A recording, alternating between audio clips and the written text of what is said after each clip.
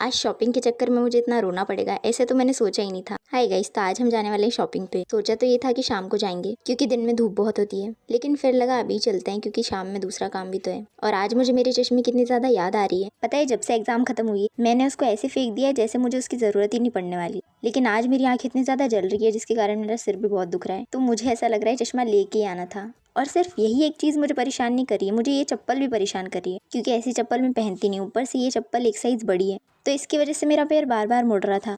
और लग रही है उसका दुख तो है ही सही, पर बेइज्जती हो रही है उसका दुख ज्यादा हो रहा है मुझे। खैर, हम लोग आए हैं राजवाड़ा एंड जब भी हम इंदौर आते हैं ना, यहाँ तो आते ही हैं। और रीजन तो वही है जो आप सोच रहे हो। तो आके हम लोग माता श्री के लिए भी कुछ सामान देखने लग गए। और हम लोग को ना एग्जाम के लिए कपड़े चाहिए थे, वो हमें मिल नहीं रहे थे। और जब तक हमें वो चीज नहीं मिलती ना, तब तक अपने लिए और कुछ देखने का हमारा मन ही नहीं कर रहा था। और भाई, दुकान से बाहर आने के बाद तो जो गर्मी लग रही थी, मेरा तो दिमाग ही घूम गया था। बस ऐसे लग रहा था घर चलो तुम तो। फिर भी थोड़ा पेशेंस रख के और थोड़ा ढूंढा, फिर हम लोगों को सामान मिल भी गया।